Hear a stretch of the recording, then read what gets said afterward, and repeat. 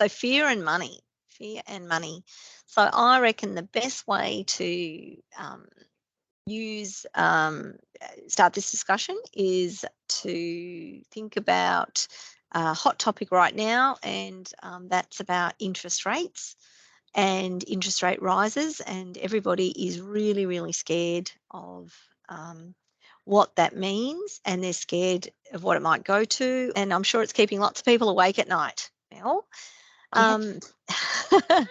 So I find the most surprising thing about this is that most people don't know what that actually means to their repayment number.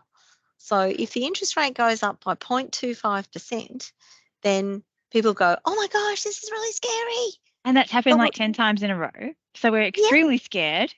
and we still don't know what does that mean in our budget.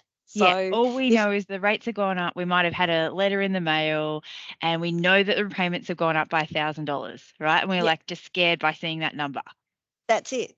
It's like, but we don't even know what that means for us. So the first part is we don't know how much extra money that means in a repayment, because if our loan is 400,000, Mm, that's obviously a different amount than our loan is 700,000. that's Or right. so it also depends on what our interest rate is, and what the interest rate increase is to Yeah. determine what our loan repayment looks like. So, Or is the point that we don't know what the real difference is to our life? So oh, here's the sometimes we real do point. know what the repayment difference is because sometimes people are getting letters and they are seeing what the repayment difference is, not only Yeah, the interest rate rise, but they can yeah. see that and they go, oh my gosh. But they're not really knowing the exact, other than looking at your bank accounts and going, oh, hang on, money's a bit tighter than what it used to Disappearing, be. It's maybe. Yeah, disappearing, yeah, and the yeah. money's running out much Mm. quicker than what it used to be. And so we've got this fear of, oh my gosh, the money's running out. Can we keep up with this? This is really scary. I keep getting new letters in the mail. Yeah, But what we really need to do is understand what that means to our overall budget, what it means that's to our right. life in real terms. Exactly. And here at the Money Collective, we talk about knowing your number. So that leads to that. So if you, and what that means is your income minus your cost of living and all your expenses, what is the number after that? Now, Yeah. that could be a positive number or it could be a negative number. Yep. But, and then obviously by increasing the mortgage repayment, what does that do to that number? So that's really what we're talking about here, That's is right. knowing the cold, hard facts about what's left over. So if interest rates increase, a repayment, what does that mean? And what is that doing to our number? Yep. And in some respects, that might mean that we need to make some decisions. We may need to have a look at we might be able to reduce our expenses. Is there discretionary that we need to cut back on, for example? Yeah. Or do we need to review our home loan? What can we change to make the number better Yeah. or So, back like in the black? in Mm, an ideal world, like we would love a big leftover number, right? We would all love a leftover number that we can do things with mm, because that's mm, holidays, it's choice, it's like being able to make financial decisions for ourselves. Like it might be mm. paying off home loans quicker, but at the moment things are tight and we might not have a leftover number. And what do we say? Like what happens if, there isn't money left over in the budget? And That because I think a lot of people are saying to us at the moment, hey, that's all well and good, but we're already eating rice for dinner and life isn't feeling very good. And mm, how are we going to get through this? mm. Yeah, well, look, I think that's a super important thing. I think, and the key part, first of all, with fear and money is knowing the facts, though. If we're scared that we're doing all those things, but we haven't looked at the numbers, then we don't know the facts. The Right. facts is how scary they might be, is that at least then we know what we're working with, and we Yep. can look at the facts, maybe in a non-emotional way, maybe not, but in to see what we can actually do with the numbers, and that will generate conversation around possibilities or changes we might need to make. Yep. Um, yeah.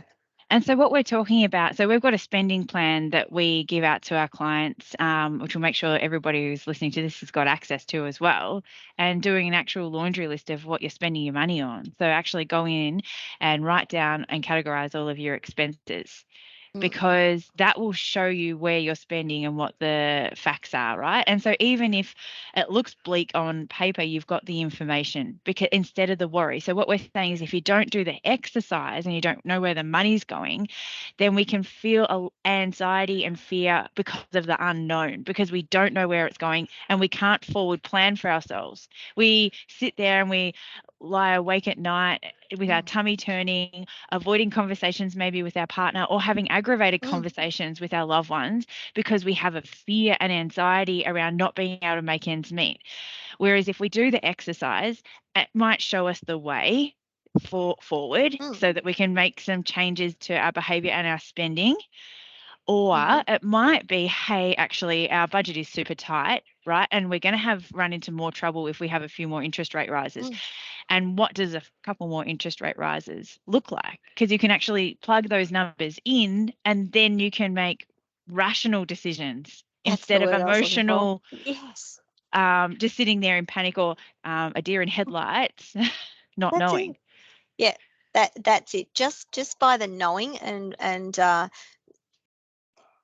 it actually stops the block in a way, because by knowing, and even if it is not a good look and not a good position and I don't have any money left over, Yeah. it and I think initially that there's nothing I can do. Just by sitting with that a little while and working through that, it's amazing what lateral thinking and planning and thoughts can actually get us to think about how to solve the number. But if you haven't even done that, you're sitting in the worry and you Yeah. just, it's almost like an emu. I picture in my head an emu with its head in the sand, or an Yeah. ostrich, isn't it? You Yeah. know, Oh, because yes. you just don't know. You don't know. We'll Like, go with an emu. We're yeah, Australian. I like and it. and and all that's filling us is the fear and fear and fear without even having any positive energy to deal with the problem and solve the problem. Yep. Yeah, so can't stress how important it is enough to, yeah, And understand your then number. that's it. And once you know your number, yeah, I have the facts and the figures. You're dealing with facts and figures and information instead of emotions. And it helps with all of our conversations and that problem solving strategy and thinking. Yeah. And, we've used the analogy today of interest rates because obviously that's a really common one for mortgage holders. And it's probably one of the biggest expenses that you have. But you can apply that to other things in life, or, if you're worried about money, you don't have to have the mortgage. That's just a good example of a current situation where we see it in the media and everybody's worried about it. But there's other things, because cost of living is the other one. We hear it every night on the news, or our energy bills. And people are saying they're going up, they're going up, they're going up. So we Yeah. might be thinking and not sleeping at night. We're worried about these things. We wind It's the each other up, same don't we? principle. We do wind Yeah. each other up, where we have to get that down on paper to understand it better, to know what we can do about it, or Yeah. what we should or what need to do. And also think about it also in short-term increments. You don't need to think about it forever and a day or whatever. If it's going to be really tight for the next 6 months, if you chunk it down into increments and say, what am I going to do for 3 months? That, What am I going to do for 6 months? yes. And And then it, just knowing that it's going to be tight for 6 months is great information, isn't it? yeah, Instead of not knowing or being able to project, oh, hang on, the next 6 months is going to be really tight, or even the next 12 months, instead of going like feeling bad about your situation while you're in it. It is the yeah, facts. You can just, and it's easier for you if you've got family and children to say no to certain situations. Go, no, I can't. We can't afford yeah. it. It doesn't Mhm. fit in the budget. That's right. Because what I do also know in life, things only they change all the time. They do. So breaking it down to increments is really, really good. I mean, our income means can change over that period of time.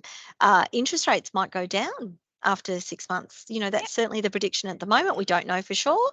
But there's certain things that can change. So it's not like this is going to be it forever. And if we have that feeling and that fear, I'm just in this and I can't see a light at the end of the tunnel, that's not helpful. So chunking it down into small increments is for planning in a tight situation is the way to go.